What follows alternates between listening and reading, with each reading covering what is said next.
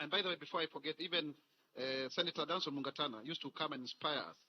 When I was at KU, he used to come to speak to us when he was assistant minister. We used to really admire. So, hongera kongole kwa sababu ya kutu encourage. Yeah, Senator, sitaki kuongea maneno mengine niongee kwa siasa, lakini nafikiri anasonga mbele hata gavana pengine inakuja karibu. Wacha niseme hivi. Look at the opportunities that are in the 5 pillars. The better plan. This one that we are talk about. And I was privileged, Professor Machuki, to actually write the first document that was declared to be the first draft of the manifesto way back. So you have also to give your intellect, because you are schooled people. Give your intellect. And for young people, you may not have the money, but there are 2 things you have: your intellect and also your mobilization capacity. Selling the government agenda, the 5 pillars. Number 1, look at the issue of the agriculture and food security. When we came in, of course, UNGA was very high because of 6.4 million farmers being registered, over 7 million bags of fertilizer being distributed. Now the cost of UNGA is below 100. Now there are very good, value chains there that you can take advantage. Look at the Hustler Fund, 24 million Kenyans, over 60 billion. Again, money for MSMEs. Look at the digital economy, the issue of the Jitume hubs. I have actually been to places in Nakuru, in Kirinyaga, in Vindeni, in Msambweni. I found people who have made 3 million out of those Taptengele. There is an opportunity there. Look at the housing, and I'm sure my brother James will be speaking about it. We have 75 projects in 37 counties, 124,000 houses. I think you can clarify the numbers are still the same or they have gone up. Over 164,000 Kenyans, young people getting these jobs, including women, engineers. I have found them. They don't look very strong the way you would expect an engineer in the construction industry. They are feminine, but they are the ones directing people on how to construct those houses. So I think we have a good opportunity. We have a president who has a vision, who is intentional about implementing a manifesto, because I've been involved in writing others before. But this is the one time I can tell you that we are doing what we actually promised. It's not easy to make change. So I would want to ask of you as young people, be our ambassadors. Send the message to Mashinani so that we can build a new and prosperous Kenya. I thank you. Let's clap for the government spokesperson, please. Just to remind all of us that we are live, minimize the movements, ensure that your phones are actually on silent, and if you have to consult, do it in low tones. I'd love Professor Machuki to briefly take us through the plan. Do we have a plan for young people? Do we have a plan for the nation? In 3 minutes, then part 2, part 2 you'll be talking about the funding model, but I'd love you to start with the better plan so that you anchor it properly. Thank you very much, Arnold. The leadership of the UDA party and the local political leadership, the PS, East African Community, and our Senator Danson Mungatana. Comrades power. I want to take this opportunity to anchor this policy conversation. Historically, policy conversations have been taken to the sector of society that has a very critical asset, and that is the intellect. And we considered, and the wisdom in the UDA party has considered this to be very, very critical, because in the universities, in the colleges, this is where our leaders start getting mentored. So this particular session is not only to engage in policy conversation, but it is also an opportunity for young leaders to be mentored so that they take up leadership in our country. I want to then quickly move into the plan. And I want to start it this way. Pre-election moments and Development saw our candidate then, the president, going around and engaging citizens in various counties.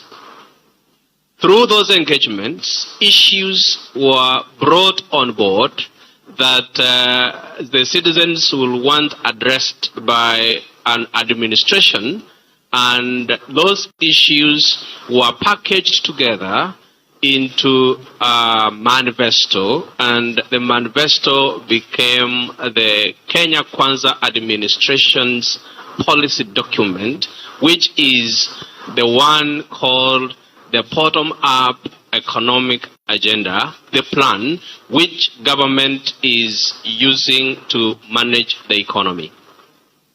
In that plan, the first thing that you will see there is the strategic intent of His Excellency the President.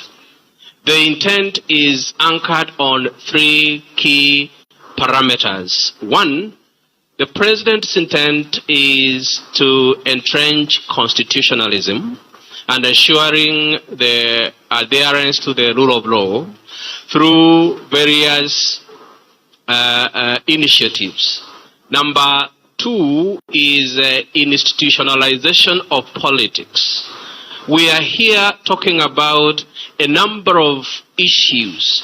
We will be talking about the universal health coverage. We will be talking about the new university and TVET funding model. We're talking about affordable housing. We'll be talking about national, the youth fund and financial inclusion. Those are the issues. The politics of tribe, the politics of where you come from, the politics around personalities are a thing of the past. And that is one of the critical aspects in the President's strategic intent. The other aspect is democratization of the economy. Over time, the management of our economy has been in the hands of those who have capital. And therefore, boardroom deliberations, decisions being made there, and then trickle-down economic framework. Over the past 2 years, the President intended that we democratize. We have everybody to be part and parcel of the decision. That is why it is called bottom-up, to play a role, to be brought into the fold, the focus being on the masses at the bottom of the pyramid. When these three principles that anchor the President's strategic intent to be operationalized from the county economic forums, 5 issues were very, very apparent, and these were to be addressed, and they become the priority areas for the plan. Number 1 is lowering the cost of living. Number 2 is ending unemployment. Number 3 is ensuring that there is a broader revenue base so that everybody is part and parcel of baking the economic cake. Number 4 is ensuring that our foreign exchange balance is on the positive.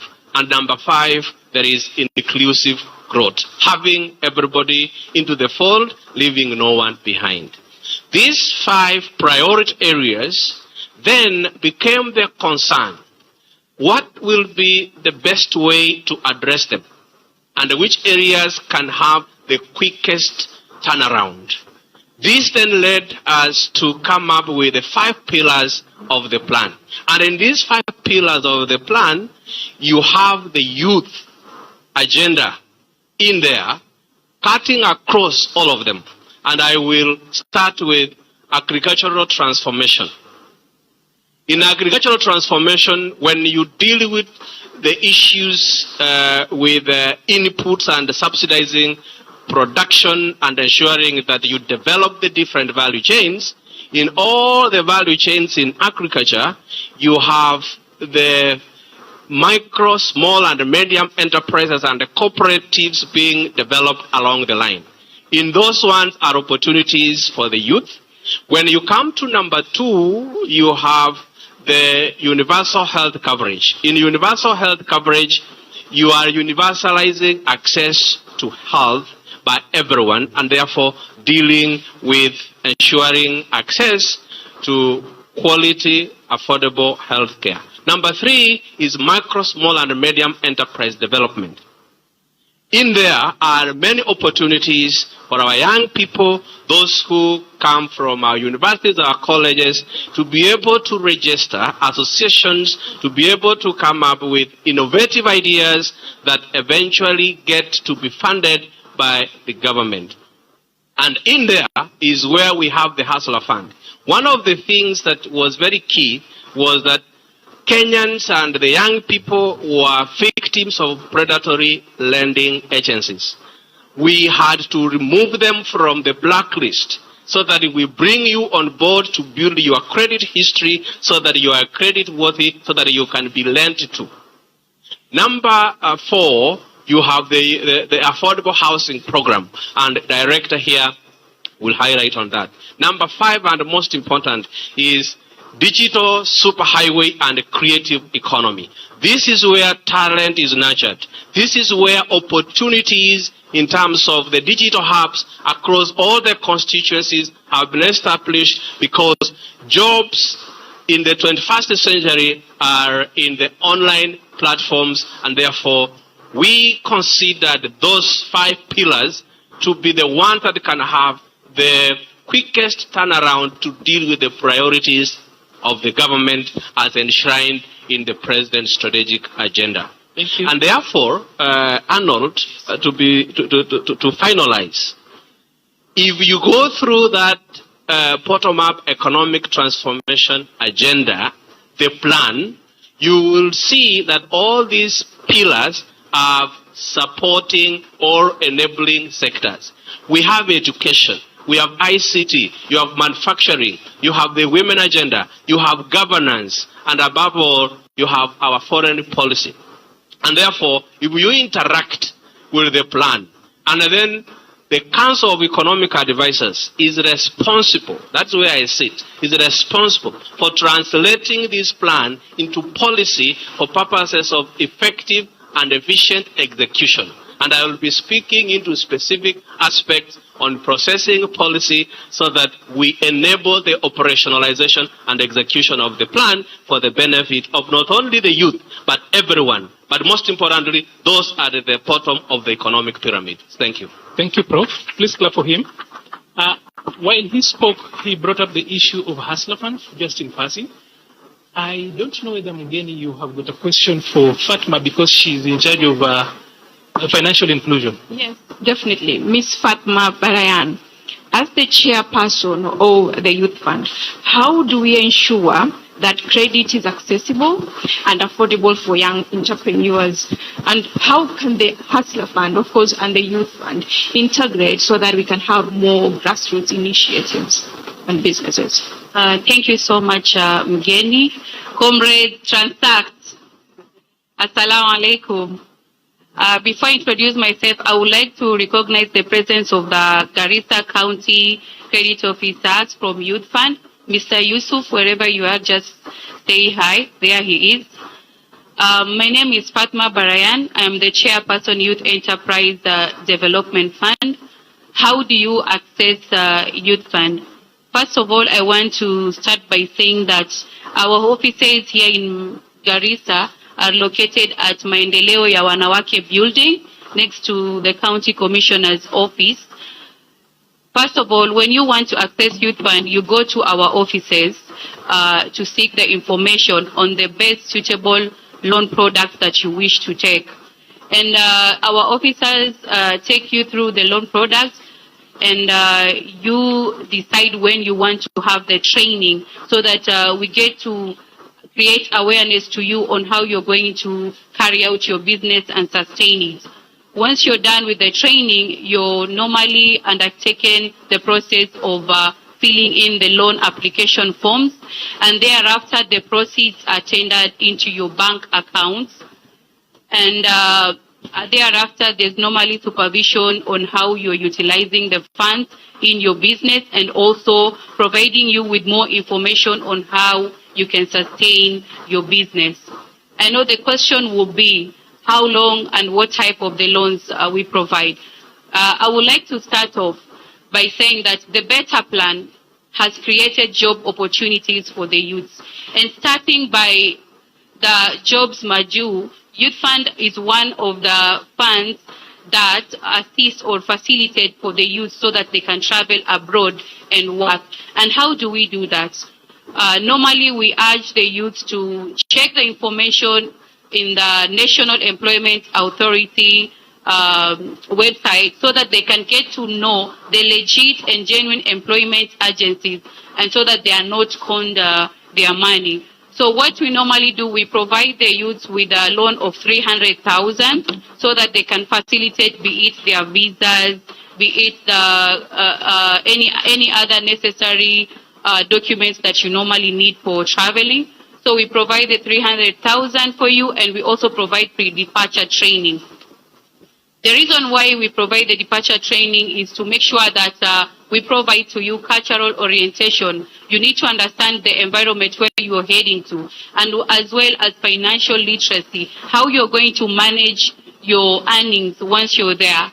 And at the same time is to prepare you mentally and psychologically so that you're fit and you're comfortable and knowing that you're going to work so that you can earn and so that you can invest back in Kenya. So YESA is one of the products that we provide as Youth Fund. The other product that we provide is Agribiz. And Agribiz is in line with the plan in terms of food securities. I know most of you would like to get into farming, but they just don't know where to start. As Youth Fund, we provide a loan of 300,000 to 2 million for those that are interested in Agribiz, whether you're doing cash crops or different types of crops. But besides that, the question is, where are you going to sell these products? And you can see all these government agencies work together and make sure that we provide markets for you. And one of the fundamental obligation of Youth Fund is to provide markets for the youth as well. As you can see, you've had PS speaking about East Africa trade and the marketing, the way you can market and sell your products there. So as Youth Fund, ours is to link you up with partners, to link you up to the market. The other product we provide is group loans. I know most of you are asking yourself, yeah, we cannot take these loans because they have interest. We have quite a number of loans that do not have riba interest, starting with the group loan. You can take from 100,000 to 5 million, as long as you have a registered group and you have a bank account. We undertake training for you, and we also give you the funds so that you can start up your businesses. And within the group, we also have another product that has no riba. Assuming you're in a group and you've already taken a loan from us, if you want to take a loan as an individual, you can do so, and it has no interest as well. So we have different types of loan products. Talanta loan in line with the creative industry, and we know that the creative arts contributes to the country's GDP hugely. And as Youth Fund, we'll be promoting talent, be it singing, art, different types of talents. So, comrades, for you to transact, you must be a risk taker. For you to become a business person, you must be a risk taker.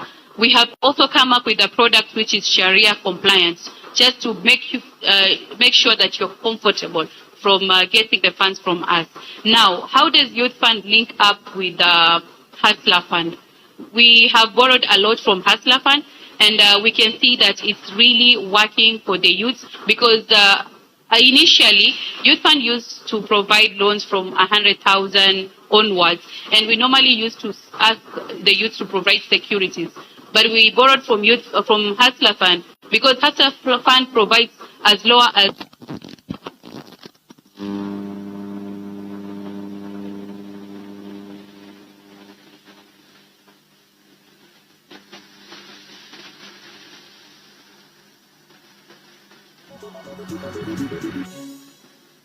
Question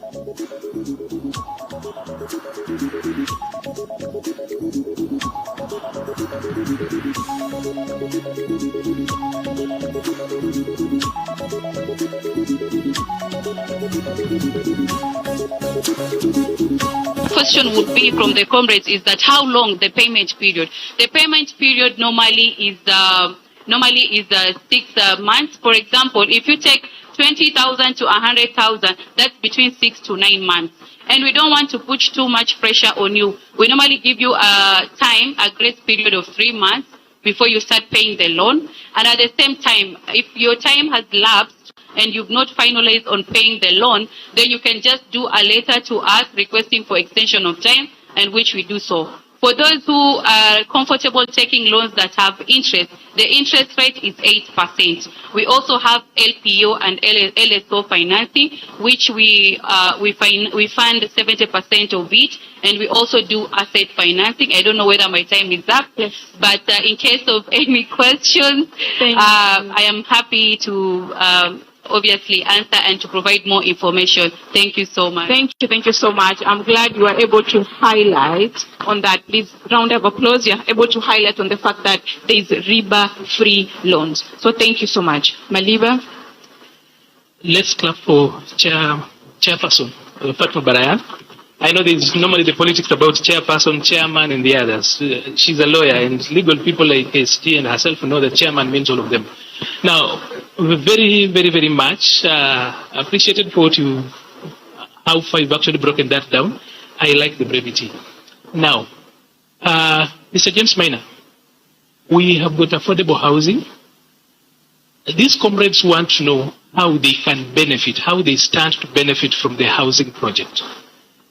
If it's something that they have got business with, and Comrades Power. And it's also important to remind people that Comrades Power is the second most powerful power after the power of God.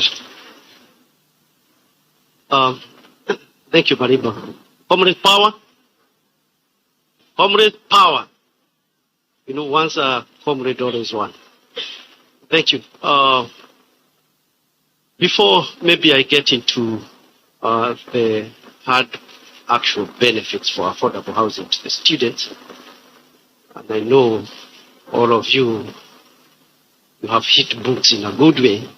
Let's first of all get to the hard facts of the challenge of affordable housing currently in Kenya, why affordable housing, and what opportunities it has given us, because this program, as much as it is ambitious, has granted huge opportunities to students and to the Kenyans today. Today, our urban population growth is at 4%, among the highest in the world. Just recently, we have grown from 2 cities, now we are 5, with a huge number of urban areas which can become cities, but they are not yet granted the charter. By 2050, just a few years to come, most of you will be alive by the grace of God. 50% of Kenyans will be living in urban areas. But one thing is very, very important here. Over half of the population living in urban areas today is living in formal settlements. This is despite the pronouncements of our constitution. And when Kenyans went to write the 2020 constitution, they were very clear in their minds that housing is an issue, because under Article 43, 1B of the constitution, housing is a right. And every Kenyan has a right, accessible and adequate housing with reasonable level of sanitation. That is the constitution. And those are the numbers. Now, against this backdrop, we have a population of the level of unemployment in Kenya starts as last year at 5.68%.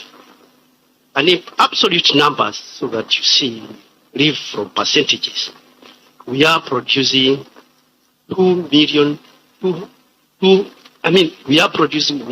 people into the job market. And of course, this is the biggest challenge. We are only able to absorb 200,000. So,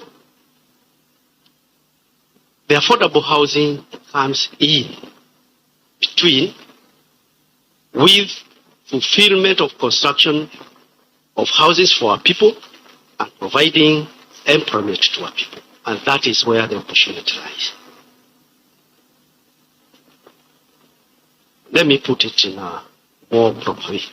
Our ambition, the government's ambition, is to produce 250,000 units. And that is the demand in totality. Over the years, from 1992, when the government stopped investing, and it was investing zero after the structural adjustment policies of 1992, and after that careless level of not producing housing to our people, by the successive government, what has happened is that we have 2 million houses that has not been built. And that is the number of people who are living in informal settlements. So, and this question has always been said, why don't you leave the private sector to provide houses? And the private sector has been doing so over those years, and they are only providing 50,000 houses, with only, out of 50,000, only 1,000 units which are affordable. So, and the World Bank has written this information through a peer research that even what is available is not accessible. Let me come to the students. Before I come there, let me also say one of the reasons that makes housing very expensive among them is cost of rent and cost of capital. And this has been the biggest driver even to the private sector. And the levy of 1% of the income from the employee and the income from citizens, as well as the contribution of 1.5 from the employer, now creates that capital. That capital has the capacity now to produce these houses, and it can be leveraged upon. So don't take the amount of money that we are able to collect, around 60 to 70 billion, and divide it by the cost of a unit, and they say this is the number of units you can build. This money can also be leveraged to 3-4 times. The financial experts are there. Some of you are studying financial, real estate finance, and these are areas that are huge sources of employment. And I'm going to come to that. But let me now get to the students, because this fund has, among others, one, to fund the construction of houses, fund mortgages, and the other one most important aspect, social infrastructure, as well as institutional housing. And institutional housing, one important is the student hostel and student accommodation. And this is a direct benefit. Today, we have put in budget, the design are almost complete. We have been on this for a very long time, because we had, first of all, to call students and engage them, and you have engaged some of your student leaders in the design of the student hostels. We have engaged you, that engagement is done. Now we are just about to get the tenders and get into that. We have 181 institutions. Probably by God's grace, before the end of this year, we have started the tender procurement process. And 36 universities. Out of that, we will have approximately 75,000 hostels for the students across the country within another period of 2 years during the construction time. So, here, the data that we have over 402,000 students in our universities, and over 360,000 students in our TVCs, TTIs, all those tertiary student accommodation. Only 10% of the students live in the university. And they live in very expensive places, very informal areas, which are not conducive for learning. And you know all the benefits that goes with staying in the university. You are close to proximity, you don't have to commute. There are social amenities which are associated with the student accommodation and which you construct. You have networking at the university. Most of us, when we are on campus, that's when we got married and immediately we left. But that is where we are able to network and got our spouses. And so once you are exposed outside, this is not a good environment for learning. Currently, we have more than almost 100 projects with over 130 houses under construction. And this has created over 160 jobs. The jobs are the direct jobs for workers, laborers, engineers, architects, quantity surveyors, plumbers, name it. Those are the direct jobs. And the value chain is very low. From the factories where the cement is made, steel, doors and windows. And in particular also, and this is also an opportunity for students, particularly the students who have an investment and a mind of doing business, particularly when you leave school. We have taken out all the items that can be taken by the Juakari sector and SMEs. And out of all these projects, we have set aside doors and windows, balustrades, all those items. And the total price for that is 4.4 billion Kenya shillings. This money will go directly into the economy, to our SMEs, and to our Juakari sector. Now, this is the other benefit for you as a student, particularly if you are a student doing subjects related to directly to the built environment. These projects, we have engaged 33 consortiums. These consortiums have over 300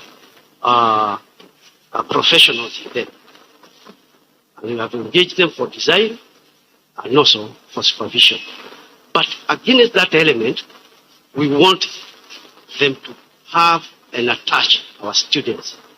We are currently processing the first 2,000 of the students that are going to be attached to these professionals so that they can grow skills, they can get... in a minute and a half. Okay. They can get their training and they can get their skills. And during the training, Comrades, you can transact. It's not a free training. And like where in school you have to pay. Here, we have programmed this properly for you. And finally,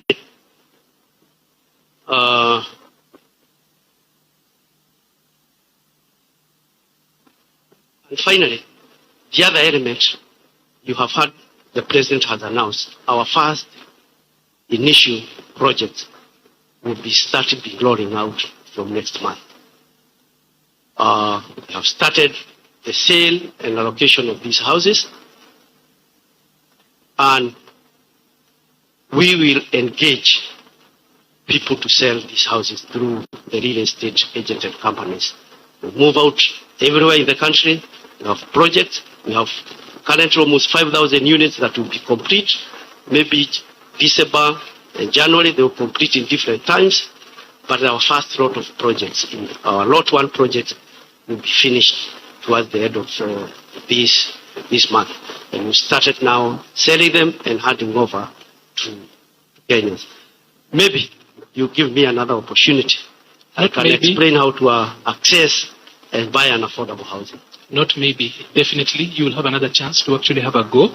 And as you spoke, lest I forget, just a light bulb moment, we already have got policy that requires of government procurement to include 30%. So as you go out to give real estate agents to sell government houses, please remember 30% for these comrades. Comrades power. Comrades confirm. Comrades transact. Viva comrades, viva. Quite quickly, I'd love to bring in Boto. Somehow, the load keeps on being cast away from me. I'm unable to ask the ladies questions, but hopefully in the next round I'll do. So, Boto, please, we have got a young lady here called Uba. A question for her? Yes, definitely. Miss Uba, as a young person in women leadership, what are the challenges that you face in politics? What are the challenges you face in the society and in your space?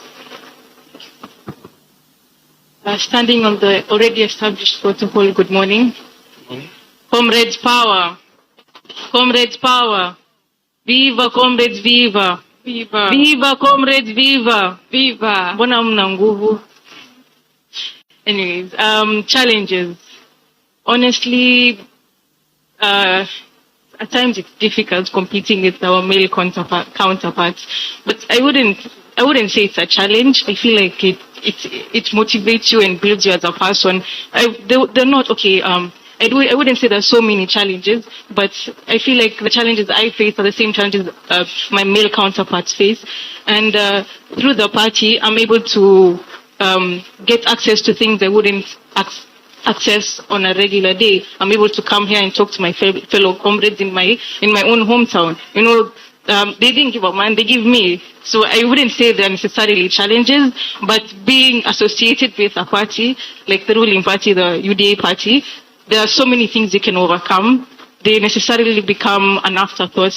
Yeah, so I wouldn't say there are any challenges personally. I'm really glad with where I am, and I'm building myself politically, and also I'm building myself as a student leader, and I'm very grateful to the SG and the party at large for giving me this opportunity.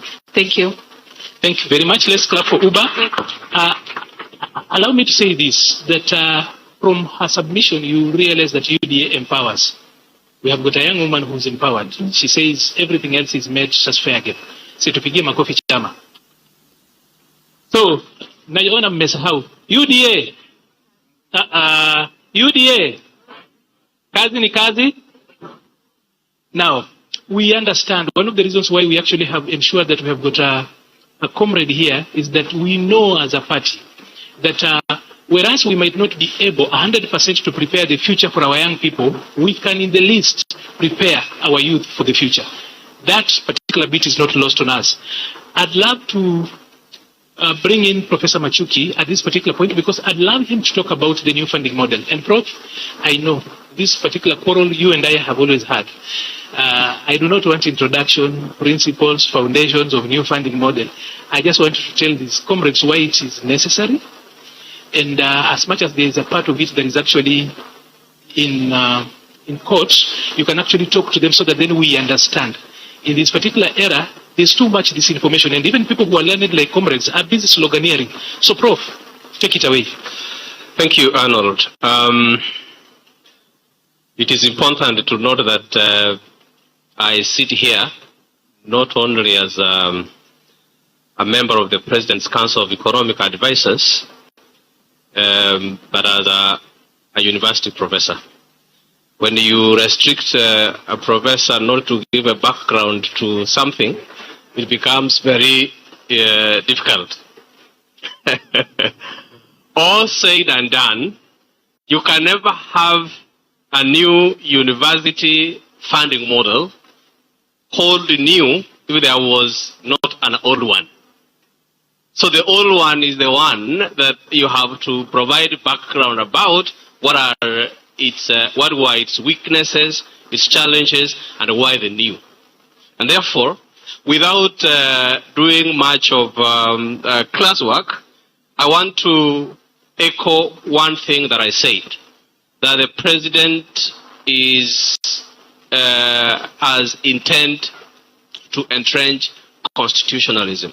The new funding model, for those of you who will quickly check, is anchored on the Constitution in 2010, Article 43.1 on the right to education, Article 56B on issues to do with minorities and marginalized and vulnerable groups. The new funding model brings them in. Article 55A talks about the affirmative action, and Article 27 talks about equality and equity and freedom from discrimination. So the anchorage of the new funding model, SG and Madam Chair here, as lawyers and Senator Mungatana, the Constitution is part and parcel of your reference materials, right? So that Constitution imperative led us to look at the differentiated unit cost that was initiated 2016-2017 to fund universities. One, the differentiated unit cost was developed by considering a number of parameters, averaging them, and determining the cost of a program. And therefore, for those of you, and that is the advantage of me talking to students in universities and colleges. For those of you who do statistics and you know the effect of the averages, the average is not the exact number. It aggregates some parameters and gets some figure that is not the exact or amount of some quantity that you want to consider.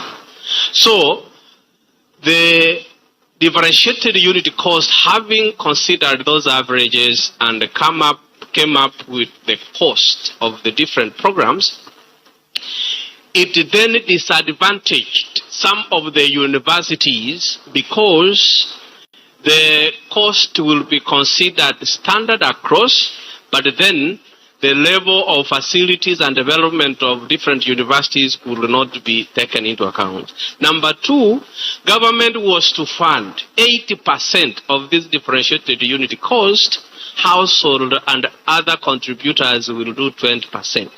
Ever since it was established, government never made that part of the bargain. The first that it did highest was 67.8%. And up to the year 2002, when the Kenya Kwanza administration took over, it was declining to that 8%. Meaning that universities were becoming insolvent because not enough funding would go to them. And it was also university-based.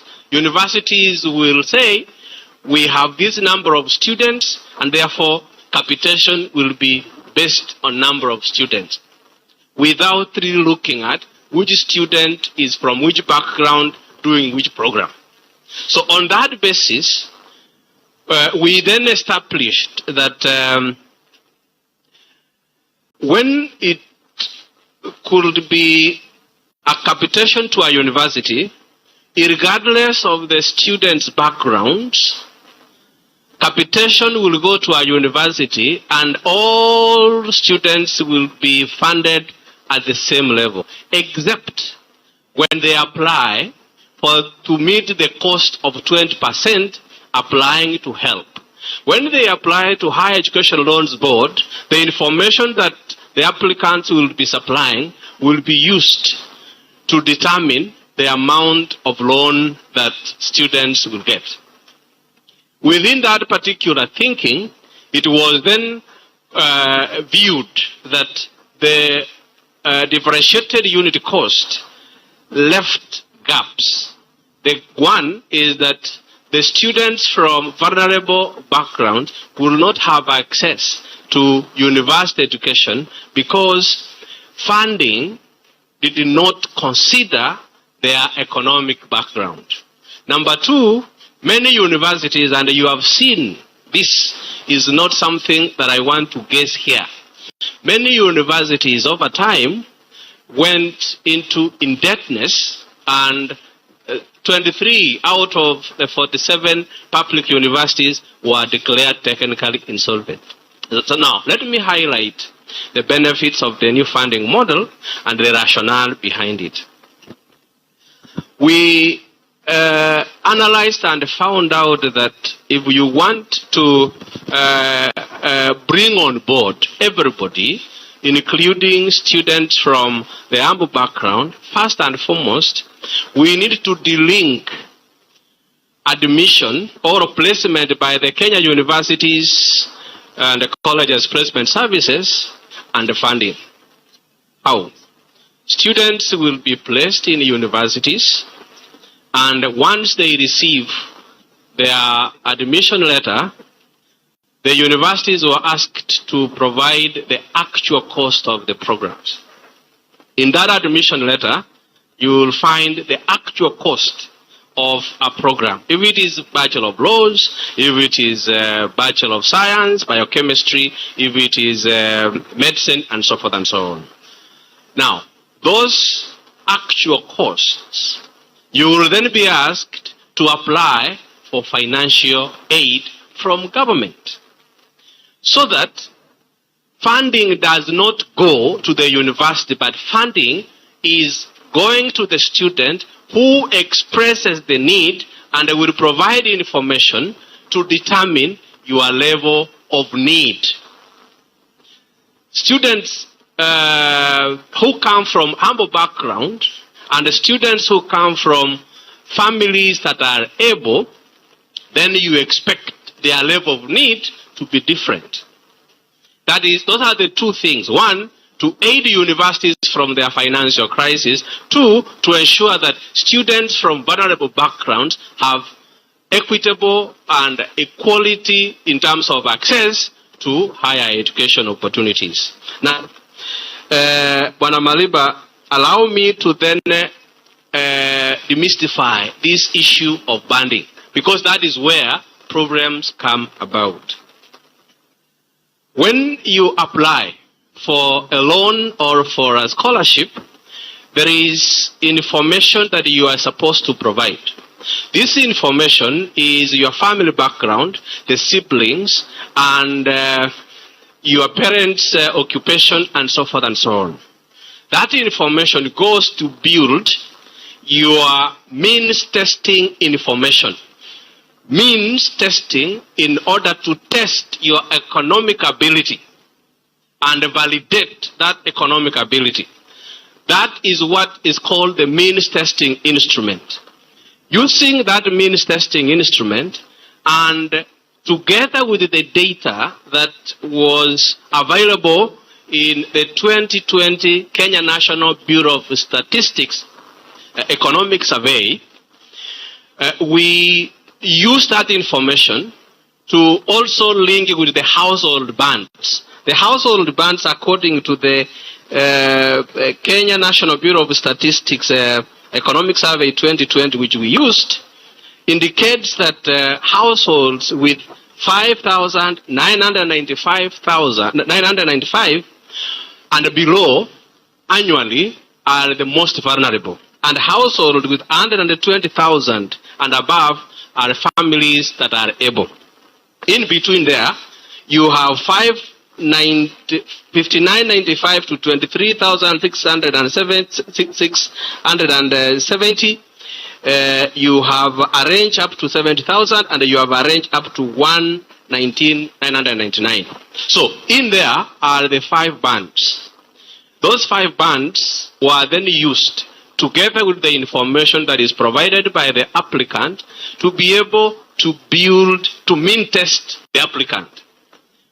The vulnerable students will then be able to get 70% of scholarship, and 25% of loan, and 5% household.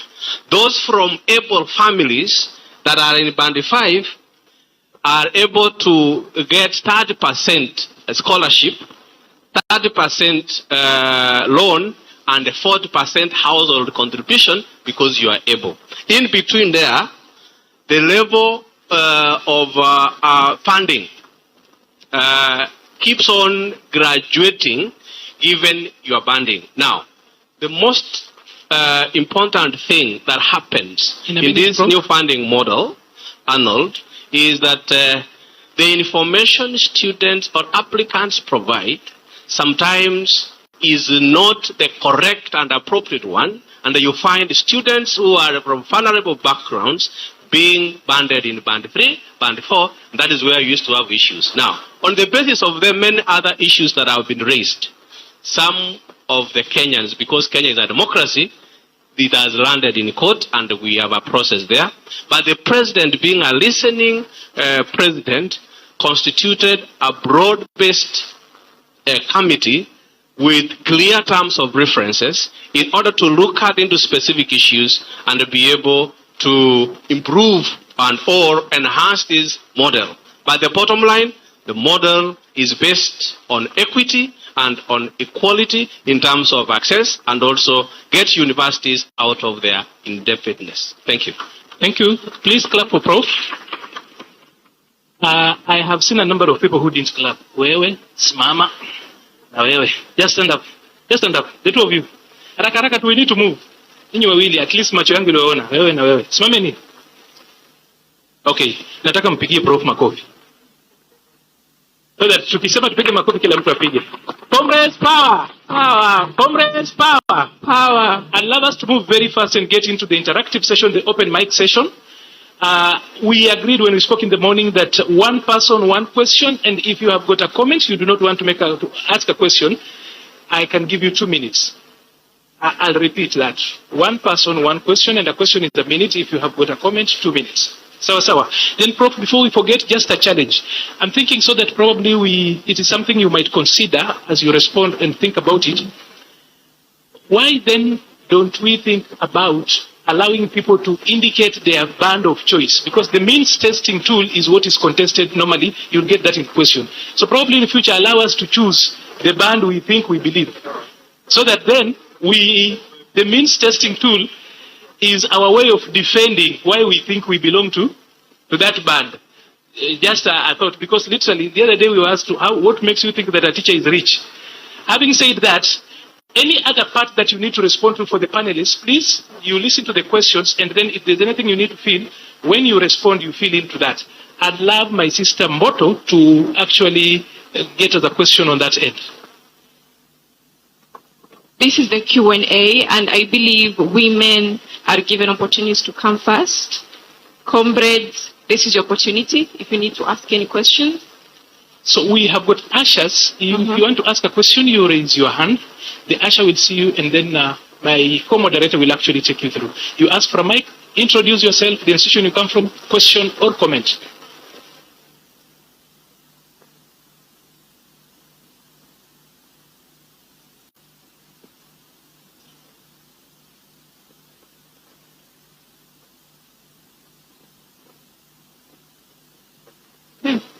Yes?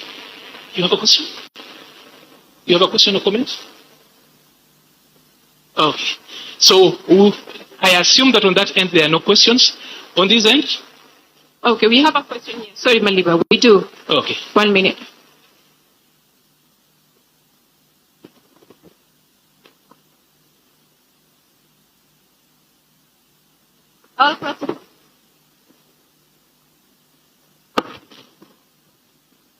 All protocol observed. Assalamu alaikum. I am Amina Ahmed from Garissa Teachers College. Here is my question. Despite the party focus on the youth, there is often disconnect between young people and the political process. What strategies will UDA Comrade Power chapters adopt to engage, mobilize, and move the young people actively participate in both national and local political process?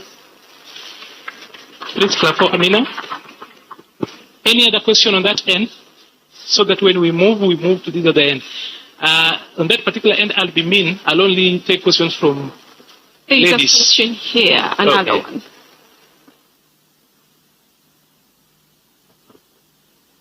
All protocol observed. Assalamu alaikum. Salam. My name is Aisha Ali, a Garissa University student. My question is, we have so many students in universities that are facing the fees challenges. They stay in campus for 3 months studying, and at the end of the semester, they are not able to sit for the exam. So my question is, how are you going to give a helping hand to those students? Thank you. Thank you very much. Any other question on that end? Yes, one more if possible. At the back, I think. I've seen somebody. I think in the Bill of Rights, we should add the right to exams. Hi, everyone. My name's Leila Haretsugo from Oma University. And my question is, and I was hearing our prof talking about the scholarships. And I want to say that as students from Garissa County, and we always see that scholarships are being given to the well-off and family students. And I want to ask, how are we overcome of helping vulnerable students and well-off students in the universities? Thank you. The question of fairness. I think We have one more. Yes. Veronica Moinzi, student, Garissa University. Actually, mine is about the house levy funding, whatever. So you talked about the house funding, how it will be of help in coming 2050. 2050, from what I'm seeing, there is Mandamano. And through the Mandamano, a lot of youth, which are comrades, are dying. Others have been abducted. So I feel like we will be living in prisons, not in those houses. Because most of the comrades here have been abducted. Others have been killed. And we are not undermarrying for other things. We started from the finance bill until now. Simply because there are things that the government is doing, and sieti hakuna maoni inatoka, maoni iko from us. This is like a public participation, right? Yes. And we are going to give views. But the question is, are you going to listen to the views? Or we are going to continue the mandamano and the killing of comrades? Thank you, Mwinzi. And abduction of comrades. Thank you, Those Mwinzi. houses, I bet the government will be living there 2050, not us. We're living in the prison. Okay. Let's clap for her properly. Like I said, we have got freedom of expression.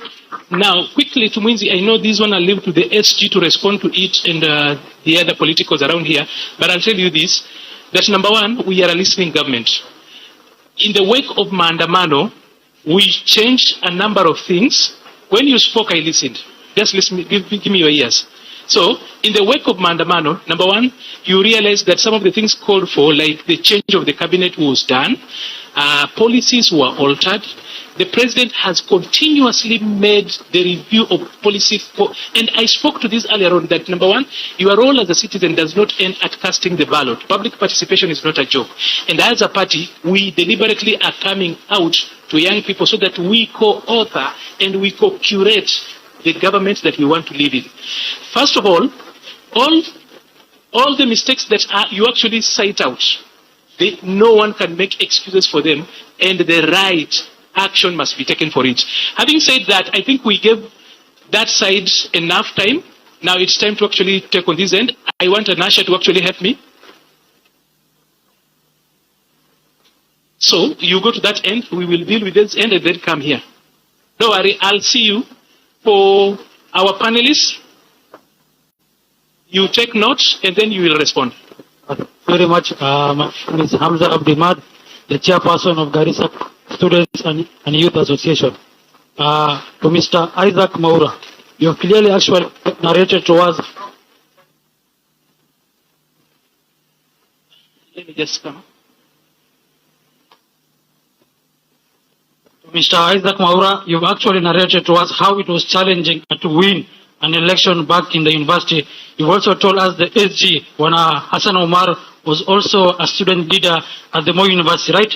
This clearly indicates that you understand the vital and the importance of the comrades. Now my question to you, Bwana Isaac Maura, and to the SG of the UDA, what plans does the party has to empower the comrades, more so the Garissa County Comrades chapter? Because we believe we as the Garissa County Comrades chapter, we need to have our own elected Comrades chapter representing us. We also need to have an established office in the UD offices. This Garissa County Comrades chapter will be an office whereby it will be having the data of each and every student in Garissa County. Once this student actually graduates, the government, through the data that has been actually noted, they can link up to them opportunities in concerning their area of study. To Madam Fatna, concerning the youth fund. Are you aware, Madam, this youth fund actually is a very, very important fund, because when the youth in Garissa County access the youth fund, the dependency of youth will reduce. But my question to you is that how many youth in Garissa County are aware of the youth fund? How many of you here, comrades and youth, are aware where the office of the youth fund in Garissa County is located? Do you do enough public participation? Do you engage the comrades? Do you actually do capacity building workshops so that you train the comrades and the youth? When you give them these funds, what kind of business investment they should give a priority? Because are you also aware that the revolving fund was launched by the county government of Garissa this week? The governor of Garissa County launched that 8 million for the revolving fund. But the question is that how many youth in Garissa County are aware what the revolving fund really entails? Are we actually, has enough training been done? To the last question to Mr. James Maina, Director, very important point that if I don't raise, it will be an offense. To Mr. James Maina, you've actually told us that the housing levy, how it is going to benefit the students. Now my question to you is that, you know, Garissa University is the only university that we have in the entire northeastern region. Meaning that the government should give a topmost priority to Garissa University. It does not only serve northeastern region, but the entire country. Because students studying in Garissa University come from across the country. The face of Kenya is well represented in Garissa University. But now that actually, how, if at all the housing program will come, what assurance are you going to give to us that these hostels will be built on time?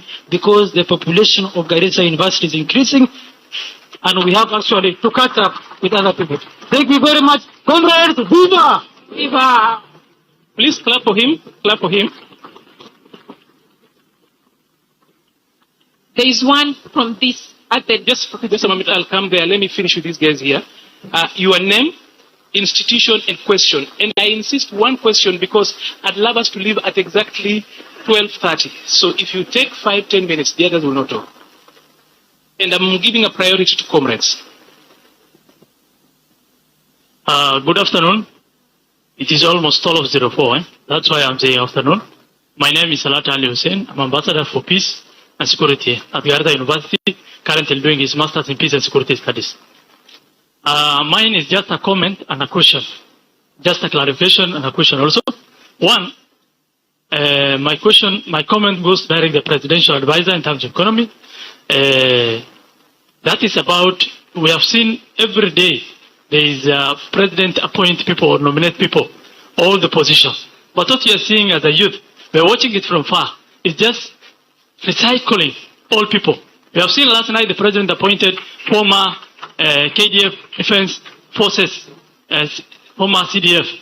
And we have seen other appointments like, I think for the last 1 week, around over 40 appointments were dished out. But unfortunately, all of them are going to political loyalties and other people who have been given opportunities since Moi era. So my question is, my comment to the president is, just give president that the comrades from Garissa, the youth from Garissa, and the Kenya at large are saying, let the youth given the opportunity. Lastly, I'm not just a member of UDA, I'm a life member of UDA. I'm a life member. If you search today my ID number, it will show you that I'm a life member. One thing we are worried about as a youth, we are always being used and dumped. You know, youth may not have money to campaign for governor seat or any other elective seat, but we try our luck for nomination slots. What happened?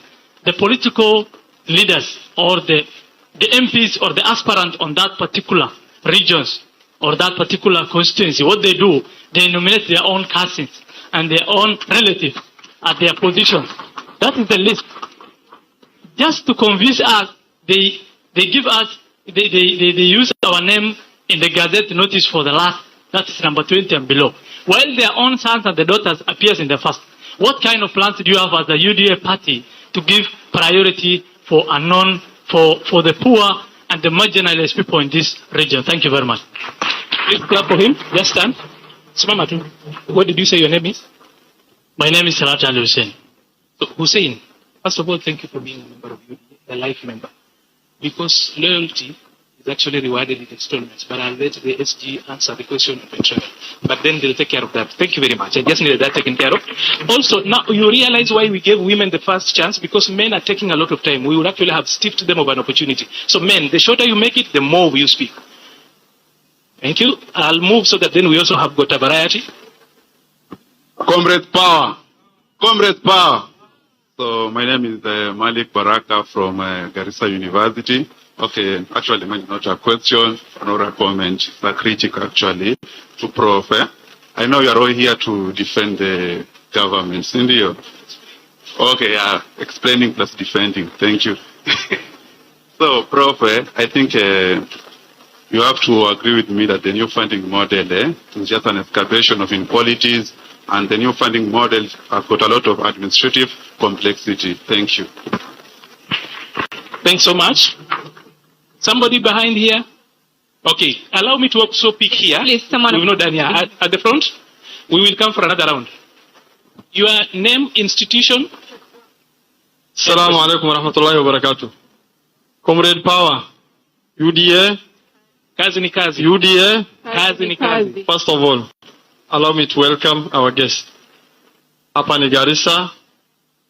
We are from Garissa County. Nataka niseme karibuni. This is your place. Feel at home. Secondly, I'm called Abdul Qasim Ismail.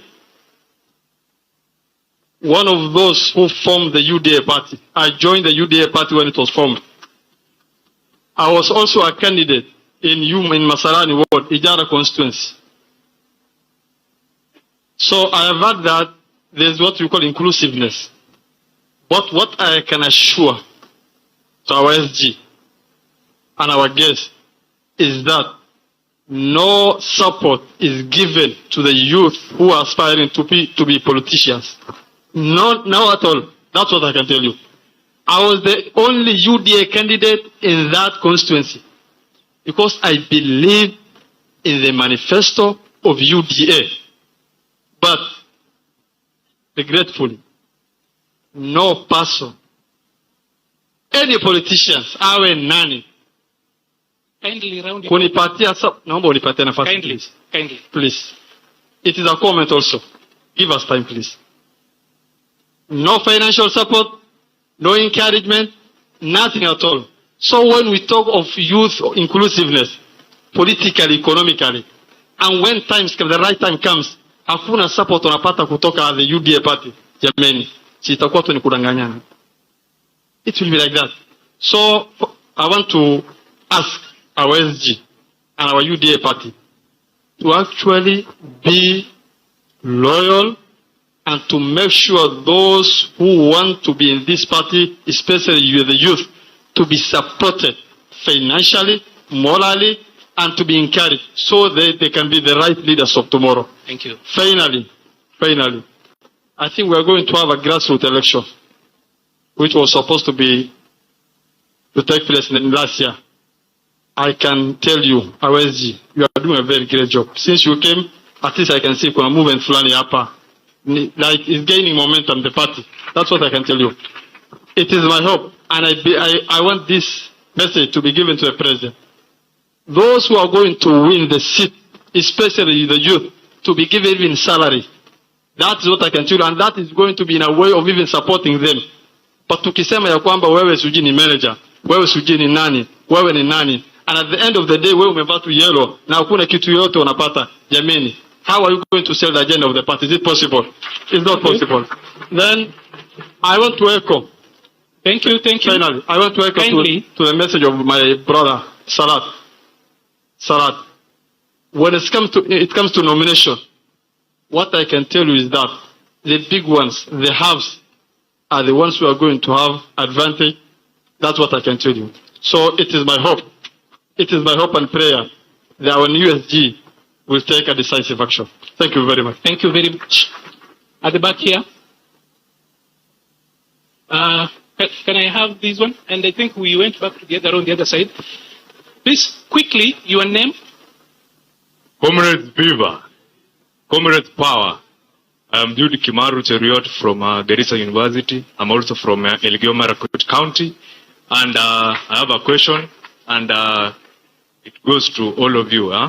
how are you going to include the comrades and the youth? And how are you going to create awareness, the mobility for the new funding model, the youth funds, and also the workshops on the talent search, and how are you going to help the youths to develop their talents? Thank you. Thank you very much. Please clap for him.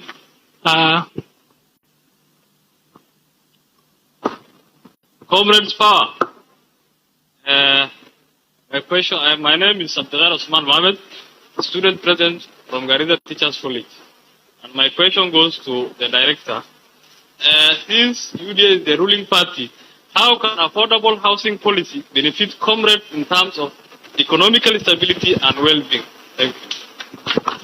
So, Mr. James Maina, how can the affordable housing put money in the pockets of comrades? That is in the spirit of UDA.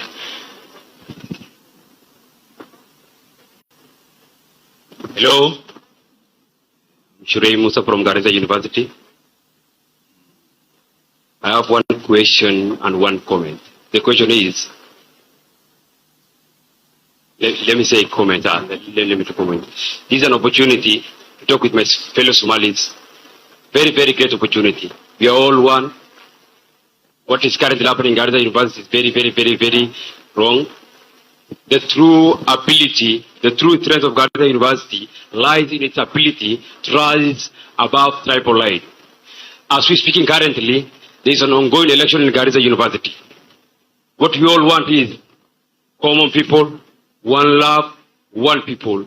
Kindly, it's very crucial to reject tribalism. Let us embrace unity where everyone is valued based on competency, character, and contribution. Thank you all. Did I get your name properly? Wende pole pole, useme jina yako. My names are Shreem Musa Yusuf from Wajir County, especially Wajir East.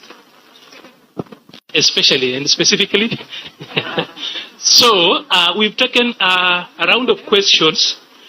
Allow me to allow the panelists to respond to it. We will be back. But then, I'll have to begin from that end. Whatever question comes to you, we allow that it flows. Iende your microphone, but for everybody, 2-3 minutes is enough, maximum.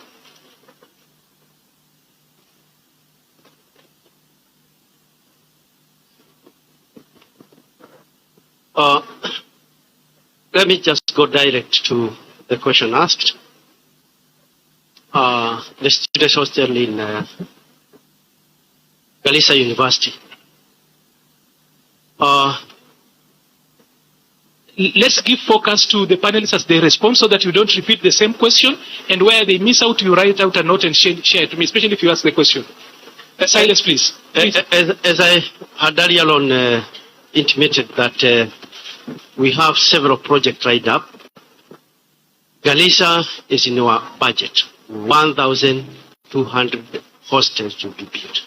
And I've said, in a very short while, before probably the end of this calendar year, within our budget, which ends in 2025 June, the budget is very clear and our procurement is very clear. We have money for 1,200 units.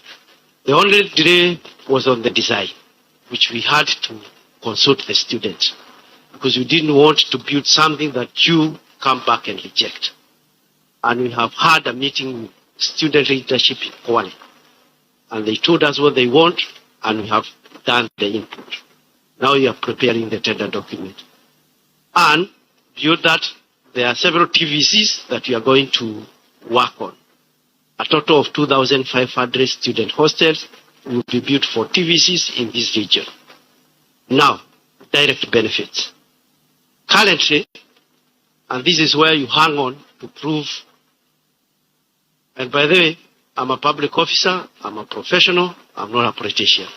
I'm speaking what is in my budget and where there is money, and it is in the procurement plan. When you have those two things, you have nothing else but implement. And we are empowered by the government. The parliament has approved that budget, the money is there. Here, I think it's a 9 meter, is either 10 to 15 from here. We have a project of 408 units, affordable housing units under construction. The construction, I think, started 3 or 6 months ago. We are approximately around 12% in construction. We are doing foundation. And the students who are doing related courses to construction, you get direct attachment. In your 3 months, normally you are given, you can get it in that construction site or any other construction site within Kenya. And you can also, once the units are complete, you are also eligible to buy as long as you have an ID. Do I tell them how to access an affordable housing? Please tell them. Okay. Simple. The home ownership journey starts with you dialing on our platform, which is an online platform called Bomayagu, *832#. You see on my chest. If you do that, you start your home ownership journey. You may not have money. Please repeat.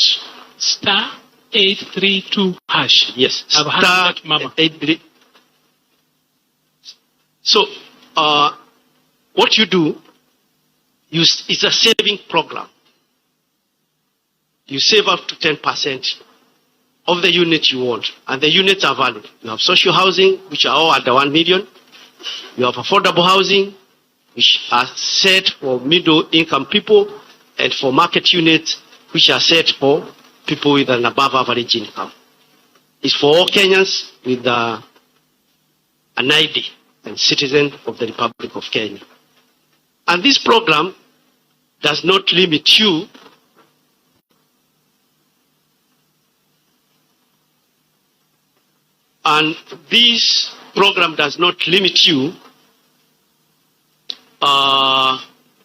from paying full amount if you have, from taking a mortgage. You may also not have enough money to raise the 10% deposit required. You can also apply to the fund to be assisted to raise that fund. And then, what about the payment?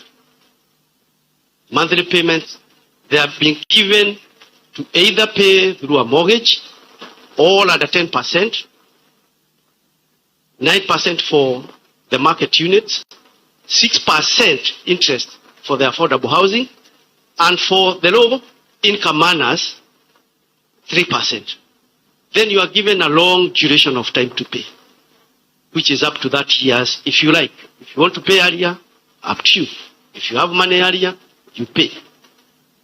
But the guarantee it gives you for you to have the home is that you move into the home, pay what we normally call tenant purchase. You'll just be paying on an average equivalent to the rent probably you are paying. And this time you don't pay to the landlord, you pay for that unit to be yours. And of course, because you are young and you are mobile in terms of moving the whole country, you have an opportunity to transfer your unit to Nairobi if you want to go back to Nairobi. If you get a house in Nairobi, you can move from Nairobi with your deposit again and your payment where you have reached.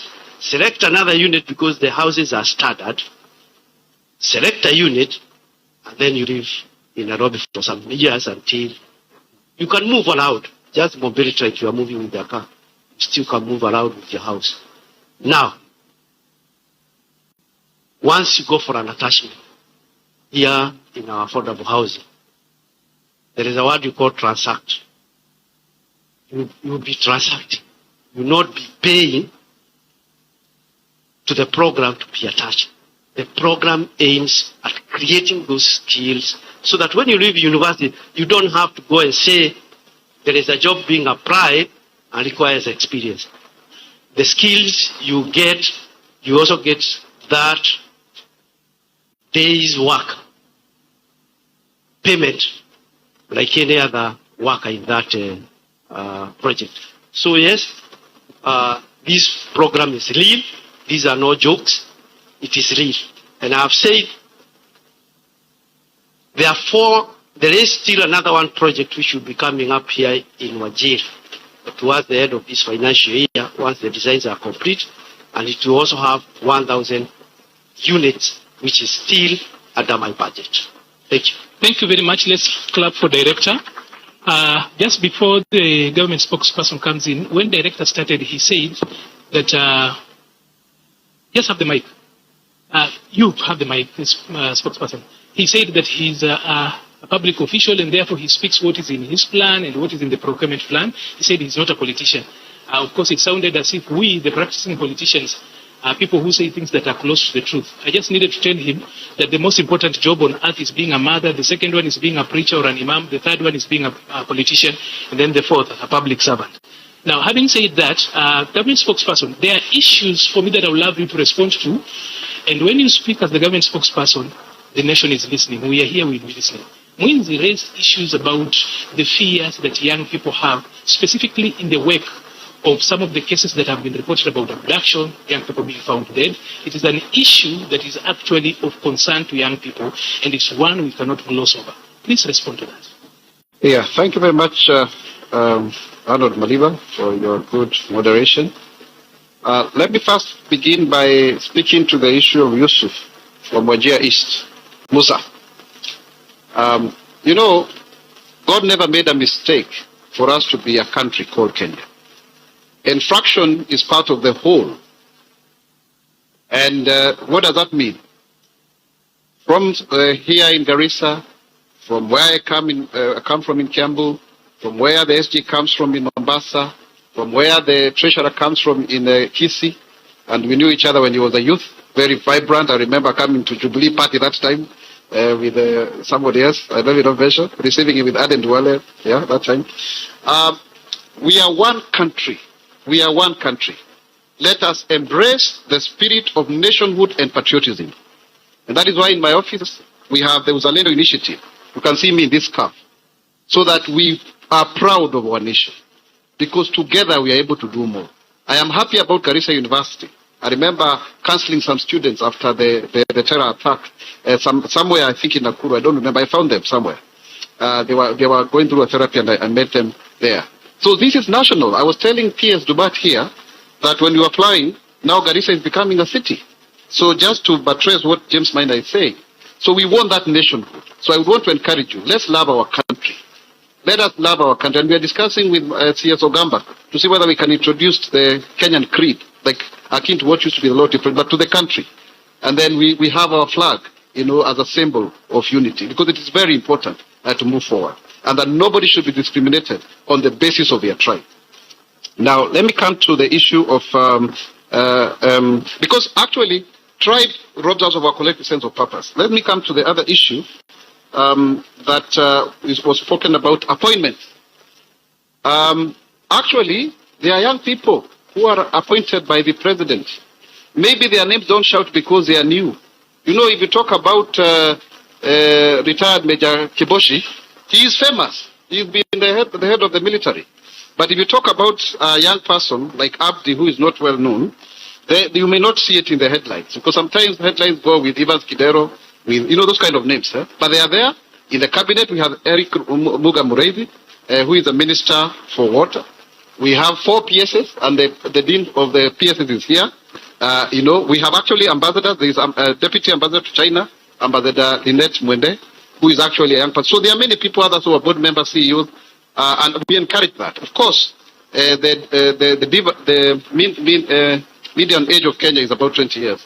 So increasingly, you are going to see young people. The other day, I was on a radio show. Before, I used to go there and I would be the youngest. But when I went to Nation FM and FM with Akina Mariam Bishar, I was the Mbabas. So really, things are really changed. Tukubali, tunazeka. The other issue that I want to respond to Arnold and the team, so that question was from Abdi, the question about appointments, and I'm sure Prof, you'll be adding to that as well. The other question I want to respond to is from Hamza. Hamza, the currency of politics is loyalty. The currency of politics is loyalty. And if the business is about transactions, The political business or the business of politics is a transaction of relationships. Please note that. A transaction of relationship. Nasikia mkisema transact. So power is never given. It is taken, my brother. Use that Comrades forum, create structures, talk to the SG, he's here today, so that then you can be annexed and become part of maybe, or the UDA Comrades, architecture, the youth league of the party or caucus, and that we rise. Personally, my journey in politics is that I never waited. I showed up myself. There was resistance. Maybe I was not given space, but I still raised my hand. I still pushed. And before then, people see you are visible and they see your value. Always know something, young man, young woman. Don't just there and shout youth and think that you are going to be given spaces. The question will be, yes, you are a youth. There are many. But what value are you adding? Another thing that I also want to tell you that I learned very early in politics, because we are sharing. Don't have a price on how much money you can be given for you to keep quiet. Yeah, I remember one day when I was looking for an opportunity, and I went to a cabinet minister that time. And what he did, he took my CV, and then he akabanya hapo chini, akanirushia shilingi 500 ya lunch. Kamwambia mimi sikuwa nimekuja kula lunch hapa kwako. I wanted an opportunity. That man was really surprised. So don't be too cheap. That then you say you are being used, because you also put a price on yourself. Know what you want, go for it. When you're persistent, there is no substitute for persistence. Keep vigil, you'll get it.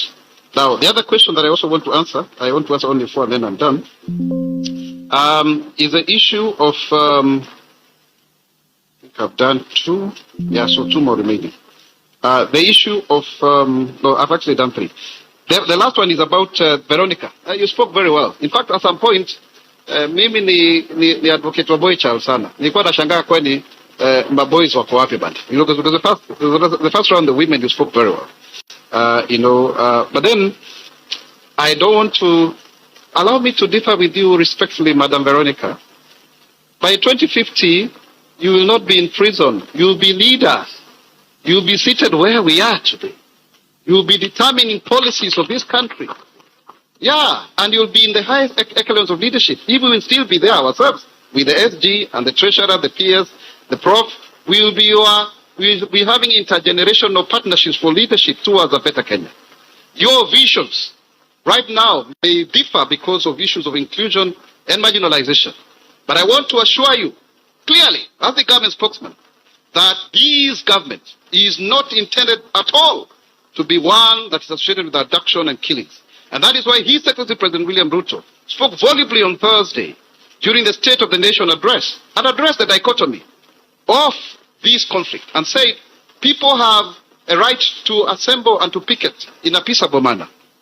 That is okay. But at the same time also, they must respect the rights of others. And also, it is also the responsibility of anyone who is aggrieved to raise any issue with IPOA, because it's a constitutional body, an independent office to deal with any grievances. I believe, as a country, we have learned our lessons during the Gen Z protest, and that will not repeat again. Let's join hands and build a country. We are listening, and that is why we have this Comrades forum, organized by the SG and the party, so that we can hear you. And let me tell you, President Ruto listens, the party listens, the government listens. I thank you.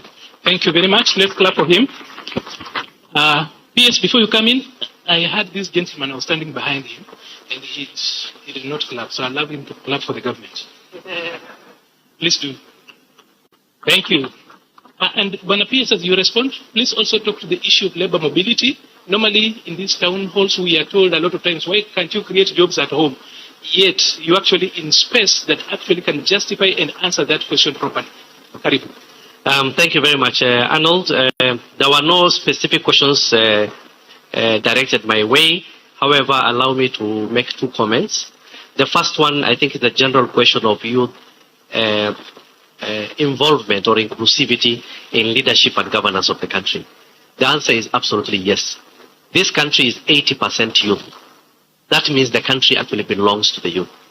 Any decisions, any policies, any strategic vision by any government must have youth as its center, because the country does belong to you. So, involvement of youth in leadership and governance is very critical. You bring a different angle. You bring issues that basically speak to your generation, which is the youth. You bring innovation. You know, when we talk about innovation and this space that we talk about nowadays, especially in technological development, it is the youth who are drivers in this space. It will be very difficult for people who are not in that age bracket to be able to conceive and implement those ideas if you do not involve the youth. So there is a role that youth can play in leadership and governance, and it's important that we engage the youth. And you can see that this is a government that listens. I actually want to buttress the point that was made by the government spokesperson, that you can see this is a government that listens to the youth. Majority of the critical issues which are raised by youth during the protests were responded to adequately by His Excellency the President, and they continue to. In fact, this forum that we're having is as a result of the government listening to the youth. So that we are asking you, what else can you tell us? What else do you want us to do? And this is happening countrywide. It's happening in every region. And I was telling the Secretary General that even after the youth, can we have another session again in Garissa for the other sectors of the demographics, so that we can make it all participatory, we can make it all inclusive, so that all the voices of the different demographics of the Republic are heard, and this then feeds into the policy interventions that the government makes. To the question of labor mobility, I want us to understand one thing, that the greatest, because the second point I was going to make was on the point of university model. Just my 2 cents. I know that the Prof has elaborated significantly on it. The greatest asset of this republic is our human capital. It is our human capital. It is what places us as competitive, gives us a competitive advantage over everybody else. The hard work and literacy levels and the knowledge of the Kenyan people is one that is appreciated globally. Labor mobility, therefore, is a phenomena, it's an international phenomena that is not unique to Kenya. Labor migration and labor mobility has been happening since time immemorial. It is more pronounced now because there is globalization.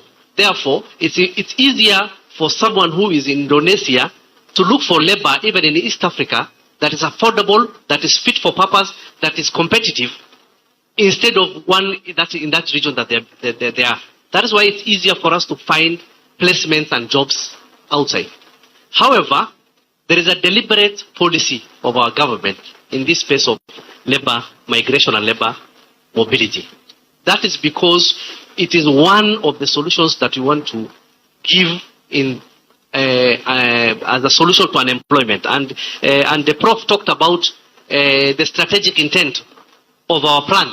And His Excellency the President underlines jobs, jobs, jobs, and elevation of unemployment, reduction of unemployment. That becomes a center space on every policy intervention that we make as a government. So when we are saying that our greatest asset is human capital, we have a youth bulge and unemployment, and that we are not able to sufficiently as an economy generate enough jobs to absorb what the market is producing, then it becomes inevitable for us to get opportunities for our people in first the East African region, and we have so many. You go to Rwanda, there are over 10,000 Kenyans who are working there. His Excellency President Kagame was telling my president in my presence once, thank you very much to Kenya, because from the time of the genocide when 1994 happened, Rwanda had no human capital to build a nation. And that Kenya played a significant role in almost all the sectors of that country to rebuild that nation. And that's what we do for each other in this region. You go to Uganda, you'll find there are 300,000, 400,000 Kenyans living there, working there. You look at most of the Kenyan businesses are regional. KCB is the largest bank in this region. So is Equity. Our insurance companies do the same thing. Our transport and logistics are everywhere. The people who man and work are also Kenyans alongside the others. So it gives us an opportunity to create employment for our people, and because of the value that we attach to the human capital and our education level. So we as a government have therefore developed a specific policy. Now it's been turned to a sessional paper number 5 after it's been deliberated on by Parliament, and we are putting in place safe and secure methods, routes for our people to go outside there and fend for themselves. And it's important to know that this is a very important step towards ensuring that we develop this country. You see, the diaspora in this country is very important. The diaspora remits over $4 billion every year to this economy. It has even at some point superseded tourism. So, by having more of our people go outside there to work, you are not only contributing to the economy of the destination country, but also your country of origin, Kenya, in terms of diaspora remittances and the skills and the knowledge that you get there that you come to build this country. South Korea built itself that way. South Korea sent all the professionals and technical and unskilled and semi-skilled people to Japan, to other North and Southeast Asia, and they developed skills which they came and basically used to build their nation.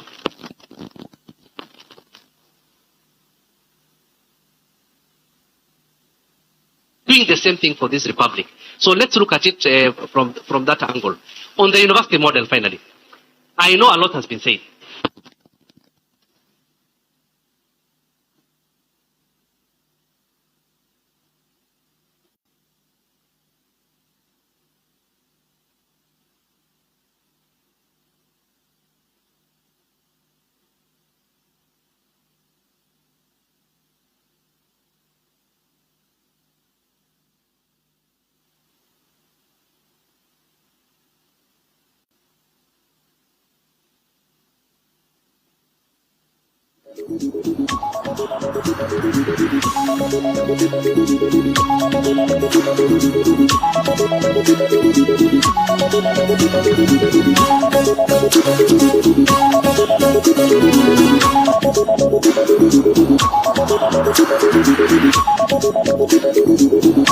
To get the costing, the actual market cost of the university education, and we have realized that it was being put down.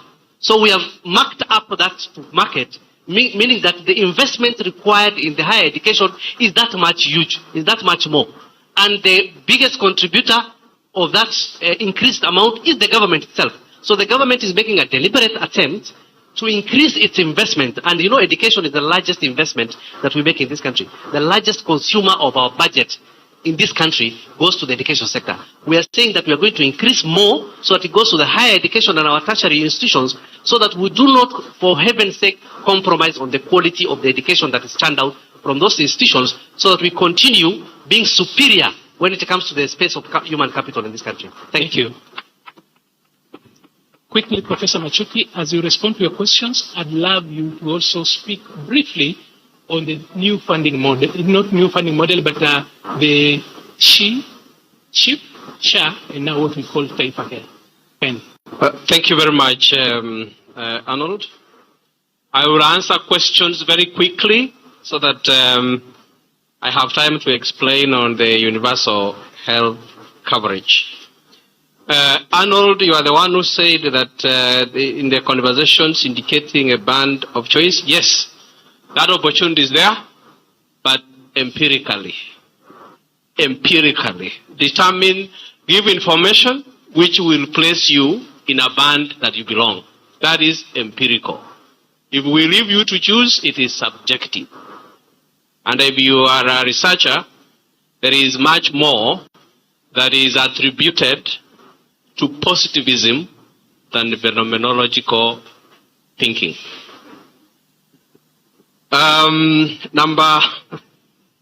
Number two, Rachel, students facing fees in universities, why don't they be helped? That is exactly what the new funding model was intended to do. And there should be no student who should be sent away not to do an exam by virtue of fees balance. The Ministry of Education has actually communicated that emphatically as a matter of policy. Number three, scholarships are being given to well-off families and so forth.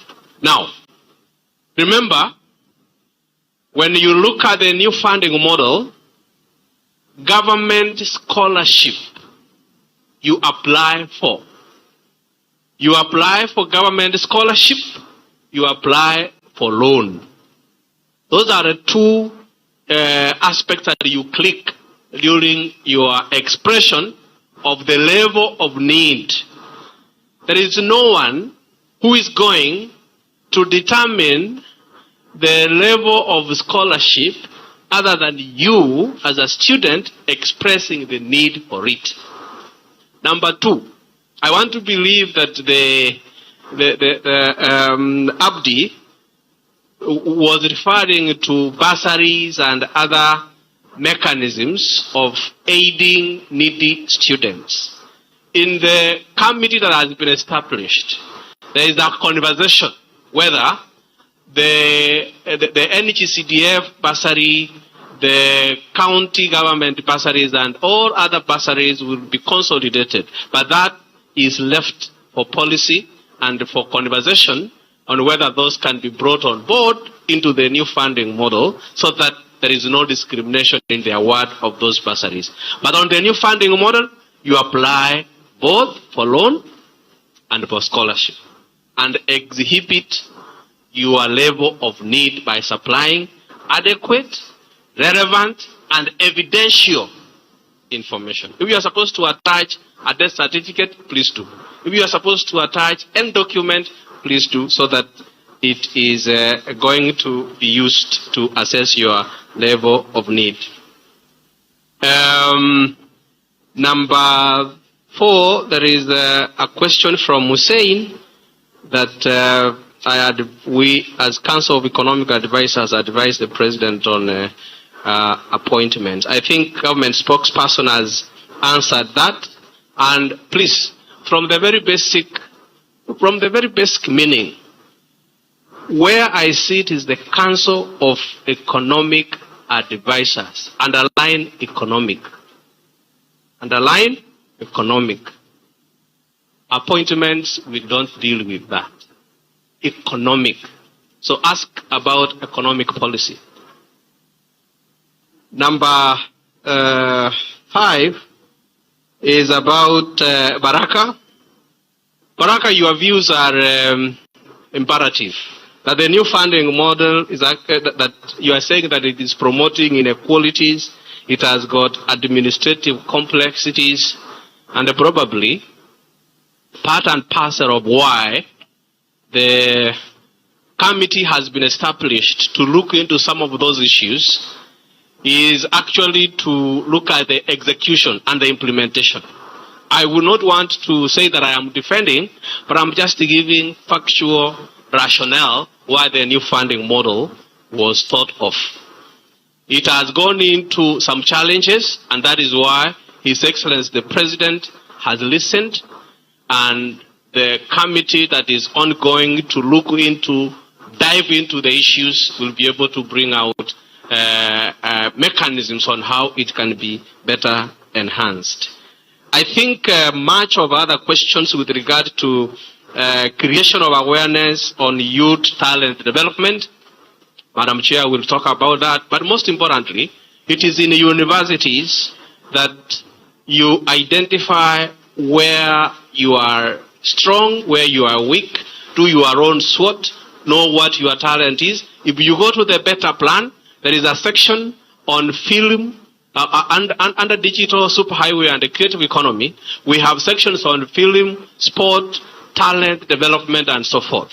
It is important that you come out, and there are mechanisms through which the ministry that is concerned, the Ministry of Youth and the Sports and the Creative Economy, should be able to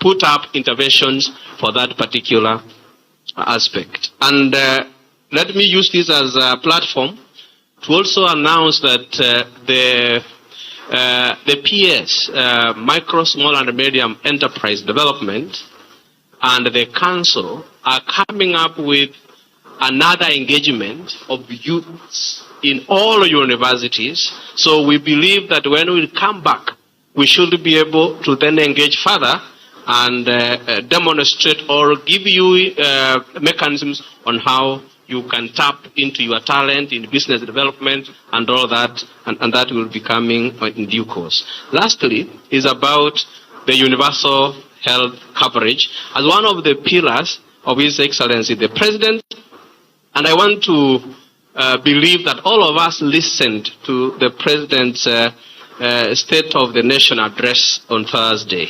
But let me highlight that universal health care is anchored on advancing access to quality health care at 3 levels: promotive, preventive, and curative. This is going to be made possible through a number of legislative acts of parliament that have been passed to ensure that there is universal access to quality health care.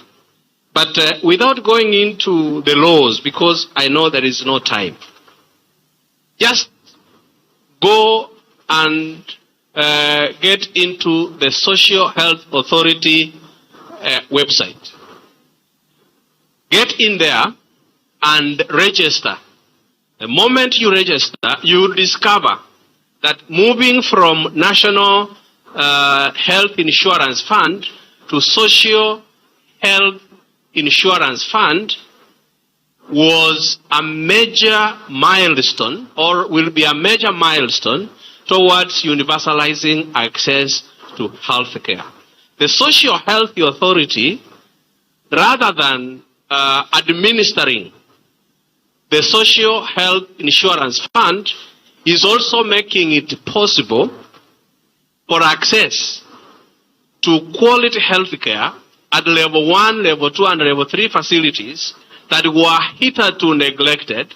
And through the Facilities Improvement Financing Act, these facilities at the lower level, through government funding, there is going to be access to quality health care for free, and it is funded by government. When you because of the ideas they represent. Mimi wakana wanawake wananiita Dumash, wanaume wananiita Sheikh. I'm married to a Somali woman, and I know, even as we talk as men, we must strategically and deliberately empower the women in our society so that they can be able to offer a better contribution. Huyu ndugu yetu Barayan ametoka kwetu Mombasa, amejisimamia na tukamuona na tukampatia fursa. Mboto Hassan ametoka kwetu huko, akajisimamia tukamuona. Lazima tuwe na kina Naima Nimo, lazima tuwe na kina Asli, my wife is called Asli, na wengine wengi, so that we can bring them to the prism of productivity and the prism of national contribution. Kwa hivyo nyingi ya zile nominated positions, let's face it, they are for women.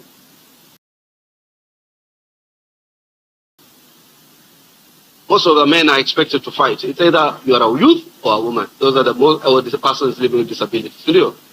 These are the titles that are categories of nomination.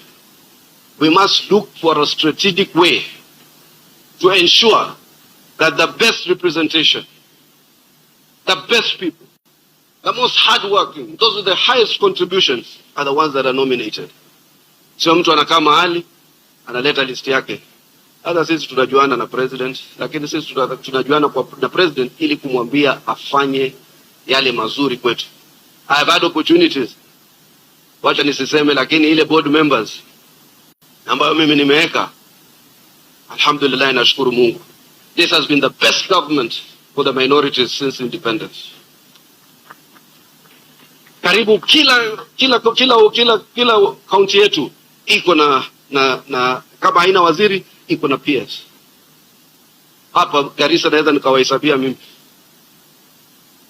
PS, Iyala na wengine, board members, chair. Mimi Mombasa sasa tuko sisi wawili cabinet level, Joho, mimi, Mohamed Dagar, ambassador, watu wengine wengi, director kina Mboto na wengine.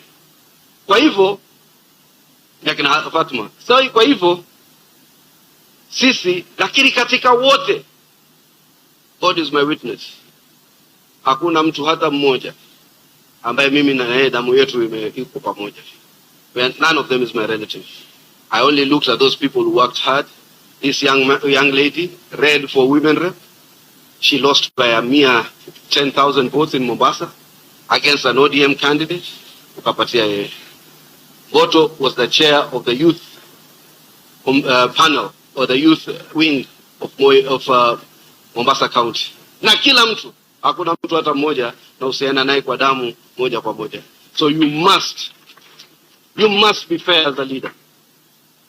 Hautozikwa peke yako na jamaa zako, utazikwa na watu wote. Let people talk highly and greatly about you in eternity. Kwa hivyo sisi pia tutatafuta formula, young women who will associate with UDA.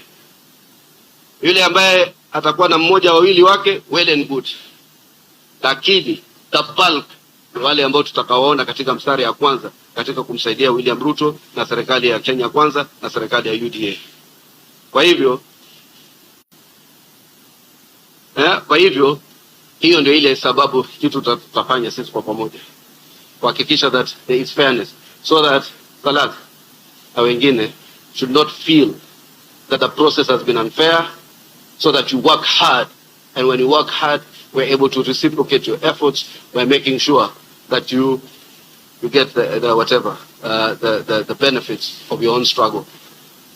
Kama wewe ndugu yetu Dubat, hakuna mtu alipendelea. Abdi Dubat led President William Ruto's campaign. Yeye ndo alikuwa chairman wetu, sote kwa tunamuita chairman, ndani ya ofisi ya minorities, taking care of 16 counties of the region, of the country. Kutoka kule West Pokot mpaka inazunguka Northern Kenya, Coast Region inamalizikia na Narok na Kajiado. Hakupendelewa, alifanya, akajitolea, na rais akaona kujitolea kwake na akampatia heshima yake. Na sasa hii Abdi Dubat is my member of the East African PS. Ile huduma ya Abdi Dubat and utendakazi wake, everybody has noticed it in the entire East Africa. A humble boy from Garissa is today one of the most formidable permanent secretaries in the East African community, assembling nine countries. Na wacha asiseme ukweli wa mambo, kwa viongozi kutoka Garissa akiwemo Duale na Abdi Dubat played a major role for Somalia to be part of the East African community. Kwa hayo mengi namtakia heri, na nawatakia wengine wote heri ambao wamekuwa hapa na sisi, na mpokee salamu za kiongozi wetu, deputy wetu, chaledi wetu, ndugu yetu Cecily Mbarire na wengine wote. Mungu awabariki watu wa Garissa, Mungu awabariki vijana katika taasisi tofauti. May you all be blessed, may you all achieve inshallah what you aspire for, and may God give you what is the best for you. Mungu awabariki. Let's all stand up. Do we